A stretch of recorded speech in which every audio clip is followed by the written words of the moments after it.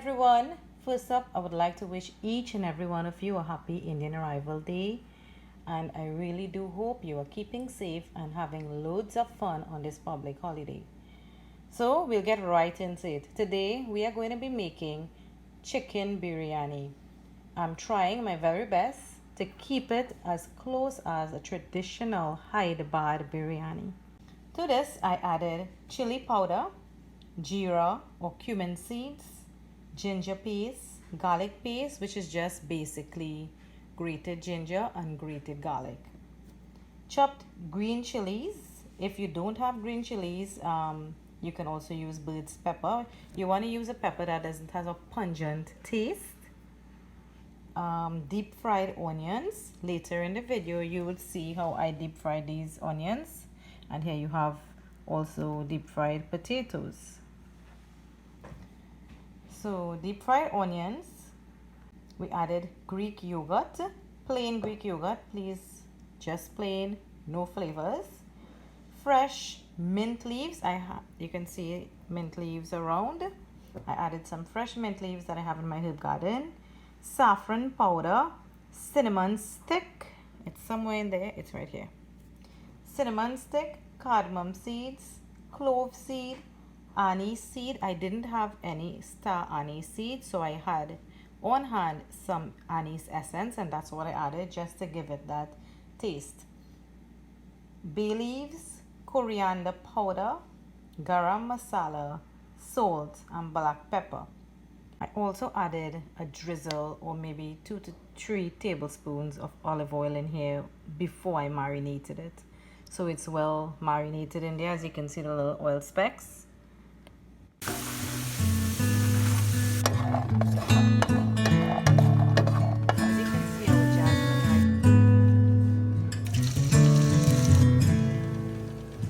As you can see, I have a pot here preheating.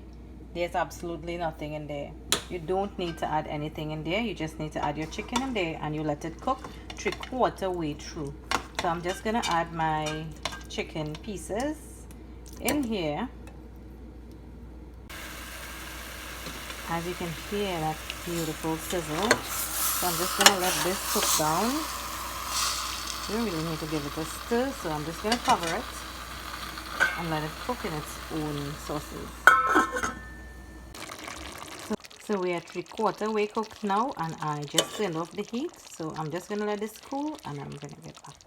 So guys, we're at the excited part and we're almost to the end. So we're gonna start layering everything that we prepared. In this pot, I just sprinkled some coconut or lemon infused coconut. So here we have our chicken, we have our rice, we have, this is saffron strands just soaked in a little bit of water.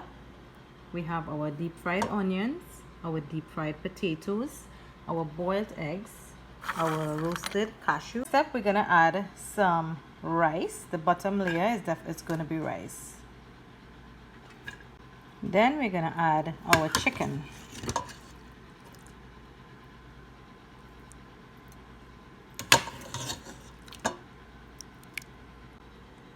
Next, we're gonna sprinkle some of the deep fried onions. My hands are very clean. It's been washing through every step of this biryani making. So it's just basically like making a lasagna. So now I'm just gonna add the potatoes, a handful of the potatoes as well. Handful of the cashews as well. Don't you worry if some places don't have, it's all going to be mixed up in the end when you're eating, and you're definitely gonna get. Next, we're gonna add the eggs. To this, I'm gonna add a little of that saffron. So this is what gives it that little color. So saffron is quite expensive actually. I bought these in Canada in bulk ban. I used to sell them at Victuals, but now I don't because I'm not outside selling anymore. I used to sell at the DB market. So you can source these anywhere. If you have anybody going to India, they're super expensive, I believe, even in India, because I was in India in January and tried buying some.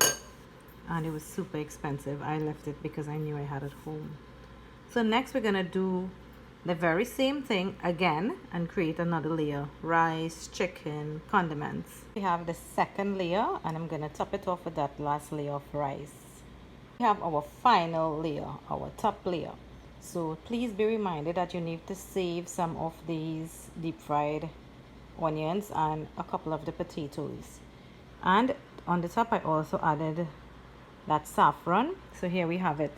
So now we're going to cover this with a dough and we're going to put it in a preheated oven, like maybe 270 degrees, for about 8 to 10 minutes, or until that dough is golden in color. It's recommended that you use a puff pastry dough. I do have in the freezer. However, today I am using a normal roti loya, as we say, from the fridge. However, I'm using a normal roti flour. You can end the process right here. Just cover it and put it into the oven. You can cover it with a foil and put it into the oven for about 15 minutes, and that would be just fine. Actually, that's what I do all the time. It's just today I felt to do a little bit extra and put that dough. When I boiled my rice, I retained some of that water. I'm gonna just add this water, a little bit of it, just to help with the cooking process, like a steaming throughout of this. Not much, it was just like half a cup.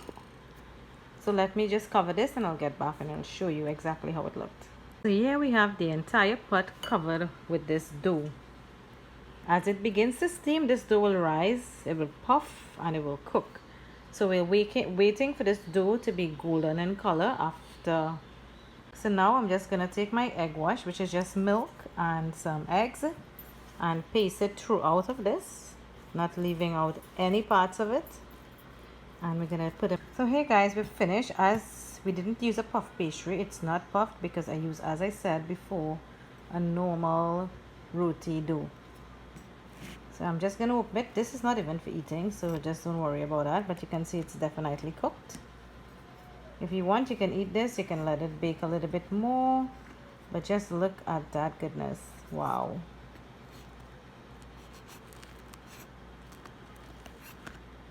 So all the dough is removed. Yeah, I'm not gonna eat that. Just look at this. Oh my gosh.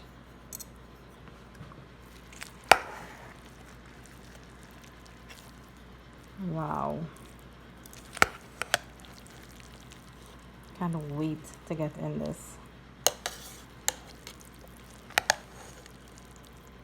So here we have chicken biryani.